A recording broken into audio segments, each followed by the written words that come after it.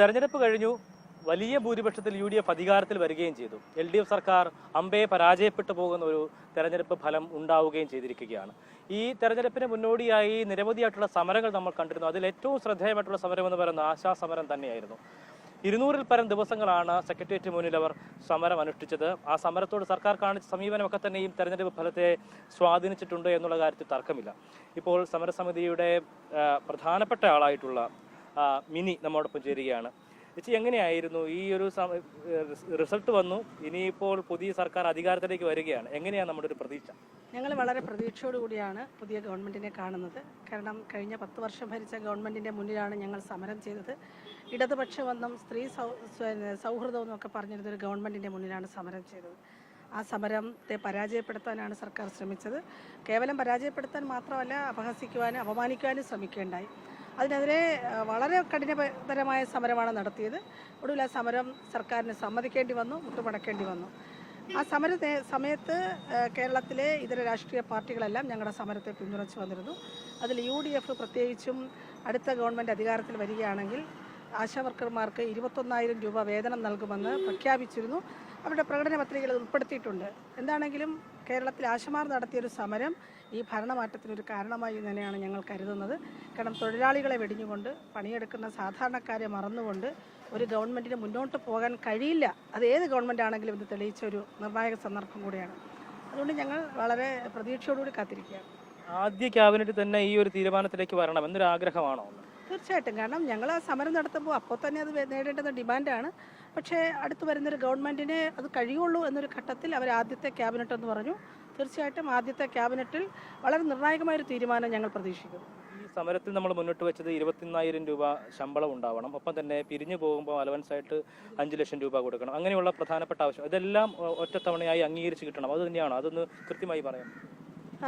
ഞങ്ങൾ ആഗ്രഹിക്കുന്നത് അത് വേണം എന്നാണ്. കാരണം ഇപ്പോൾ തന്നെ പിരിഞ്ഞു പോകാൻ പ്രായാധിക്യമുള്ള ആളുകളുണ്ട്. 63 വയസ്സ് വരെ പ്രായം ചെന്ന ആളുകൾ ആശമാരായി പ്രവർത്തിക്കുന്നുണ്ട്. ഞങ്ങൾ ആവശ്യപ്പെടുന്നത് 65 വയസ്സ് ഒരു വിരമിക്കൽ പ്രായമായി പ്രഖ്യാപിക്കണം എന്നാണ്. അങ്ങനെ പ്രഖ്യാപിച്ചാൽ തന്നെ ഉടനടി ആളുകളെല്ലാവരും പിരിഞ്ഞു പോകുന്നൊരു സാഹചര്യം ഉണ്ടാകുന്നില്ല. വളരെ നാമമാത്രമായ ആളുകൾക്ക് മാത്രമേ അങ്ങനെ പിരിഞ്ഞു പോകേണ്ടി വരുള്ളൂ. പക്ഷേ ഒരു തീരുമാനം ഉണ്ടാക്കണം. ആ തീരുമാനം ഉണ്ടാക്കാൻ ആദ്യത്തെ ക്യാബിനറ്റിൽ തന്നെ സാധിക്കുന്ന വിഷയമേ ഉള്ളൂ. ഇനിയിപ്പോൾ അതിലേതെങ്കിലും തരത്തിൽ കാലതാമസത്തിലേക്ക് വരുന്നൊരു സാഹചര്യം ഉണ്ടായാൽ സമരം LDF-നെതിരെ ആയിരുന്നു, അല്ലെങ്കിൽ സർക്കാരിനെതിരെ ആയിരുന്നു. അപ്പോൾ ഇനിയും അതിനുള്ള സാധ്യതകളുണ്ട്, അങ്ങനെ തന്നെയാണ്? തീർച്ചയായും അത് എല്ലാവർക്കും അറിയാം. കാരണം ഞങ്ങളെ സംബന്ധിച്ച് ഏത് ഗവൺമെൻറ് ഭരിക്കുന്നു എന്നതിനല്ല, മറിച്ച് പണിയെടുക്കുന്ന ആളുകളുടെ ന്യായമായ അവകാശങ്ങൾ നേടണം എന്നുള്ളതാണ്. അത് UDF ഗവൺമെൻറ് പരിഗണിക്കാത്തൊരു സാഹചര്യം വരികയാണെങ്കിൽ തീർച്ചയായും സംശയമില്ല, പ്രക്ഷോഭം മാത്രമാണ്. കേരള സമൂഹം വളരെ വലിയൊരു പിന്തുണ തീർച്ചയായും നൽകുന്ന കാര്യത്തിൽ ഞങ്ങൾക്കൊരു തർക്കവുമില്ല. പക്ഷേ അത് വേണ്ടി വരില്ല എന്ന് തന്നെയാണ് ഞങ്ങൾ പ്രതീക്ഷിക്കുന്നത്. കാരണം UDF-ൻ്റെ കമ്മിറ്റി കൂടി, ഒരു വ്യക്തിയല്ല, UDF-ൻ്റെ കമ്മിറ്റി കൂടി അതിൻ്റെ കൺവീനറാണ് ആദ്യമായി വന്ന് ഞങ്ങളുടെ സമരപന്തലിൽ അനൗൺസ് ചെയ്യുന്നത്. പിന്നീട് പ്രതിപക്ഷ നേതാവും മറ്റ് ഇതര നേതാക്കളും രമേശ് ചെന്നിത്തല അടക്കമുള്ള വലിയ പ്രമുഖരായ നേതാക്കൾ മുഴുവൻ വന്ന് അത് ആവർത്തിക്കുകയുണ്ടായി. അതുകൊണ്ട് ഞങ്ങളെ സംബന്ധിച്ച് അങ്ങനെ ഒരു ആശങ്കയില്ല.